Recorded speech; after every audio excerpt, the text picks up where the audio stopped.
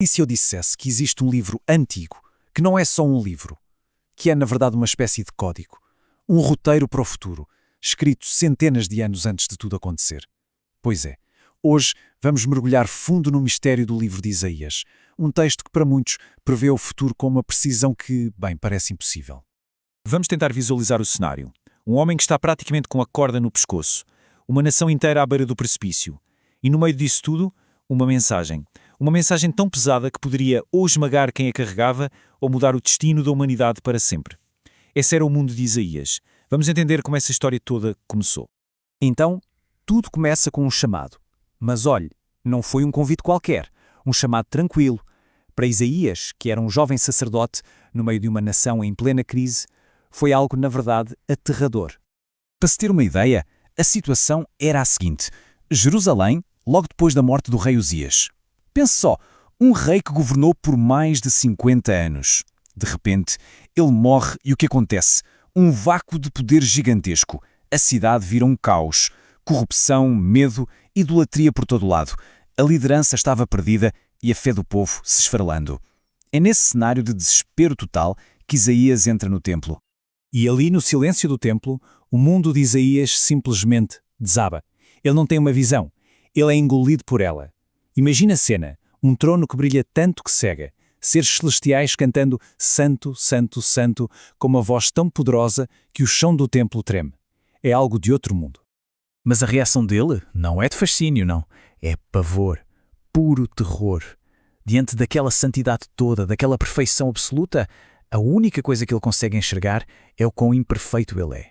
Ele está convencido de que está perdido, de que não deveria estar ali. E é exatamente nesse momento, no auge do pavor, que uma voz divina ecoa pelo templo. E não é uma ordem, é uma pergunta que fica suspensa no ar. A quem enviarei? E quem irá por nós? Pense bem, a pergunta é feita justamente para a pessoa que se sentia a mais indigna, a menos qualificada do mundo inteiro. E aí acontece algo incrível, super simbólico. Um desses seres celestiais pega uma brasa viva do altar e toca nos lábios de Isaías. É um ato de purificação. E com essa purificação vem uma coragem que ele não tinha. O mesmo Isaías que um segundo antes achava que estava tudo acabado, agora encontra a sua voz e responde sem hesitar: Eis-me aqui, envia-me. Ok, então Isaías aceitou a missão. Só que tinha um detalhe cruel que ele ainda não sabia. A missão dele seria uma missão de rejeição. A tarefa era falar com um povo que, ele já foi avisado, não iria ouvir. E é aqui que a gente encontra o grande paradoxo da coisa toda.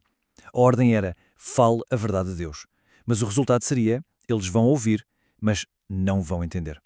Mostra a visão de Deus, mas eles vão ver, mas não vão perceber. Parece uma tarefa sem sentido, não é? É como ser enviado para gritar no deserto, sabendo de antemão que ninguém vai escutar uma palavra. E o preço que ele pagou por essa missão foi altíssimo, principalmente no lado pessoal. A rejeição não vinha só do povo na rua, vinha de dentro de casa, da própria família. As palavras do primo dele mostram o tamanho do isolamento. A obediência dele o transformou num pária, uma vergonha para o próprio sobrenome. E como se não bastasse, a missão de Isaías ficou ainda mais esquisita. Ele começou a entregar profecias que, na época, soavam completamente impossíveis. Mensagens que só renderam para ele mais ridículo e mais zombaria. A primeira delas era um nome, Emanuel, um nome hebraico que significa, basicamente, Deus conosco. A promessa era essa. Só que o rei da época estava apavorado, prestes a ser invadido, e o sinal que veio com essa promessa não era um exército, não era uma arma secreta, era um enigma que parecia loucura. E que enigma era esse?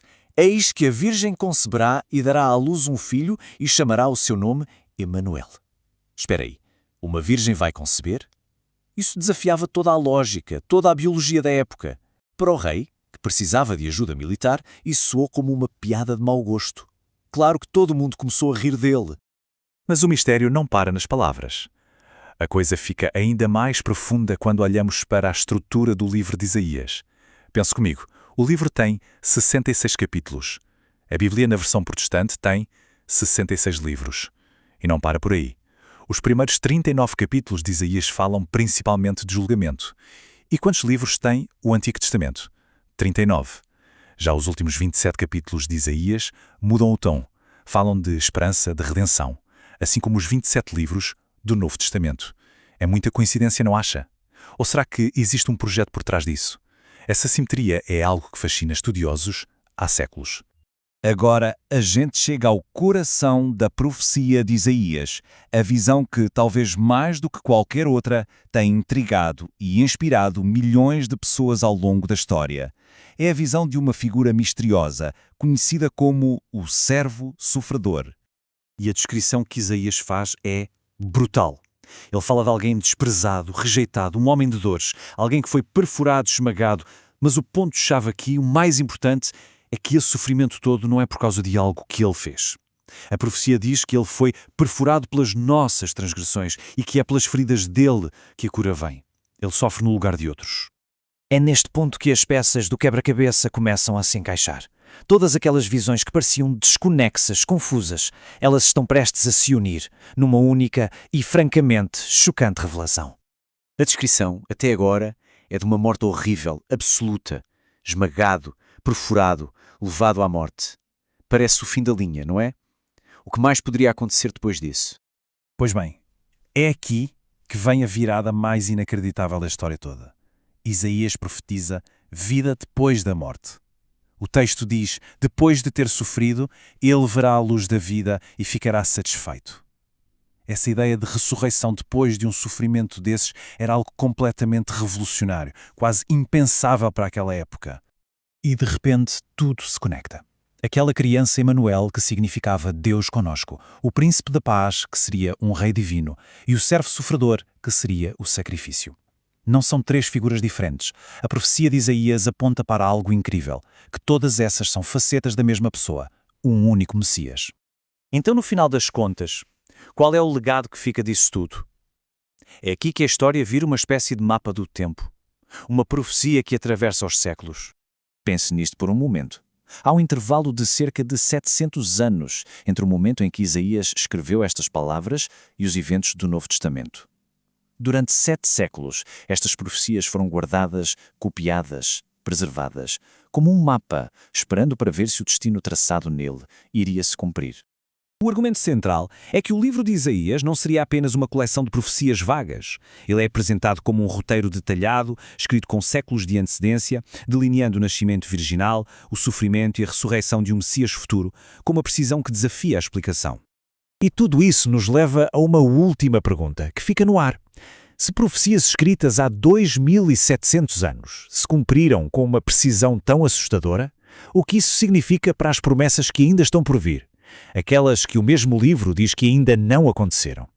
Independentemente da crença de cada um, o mistério de Isaías nos deixa, no mínimo, com muito o que pensar.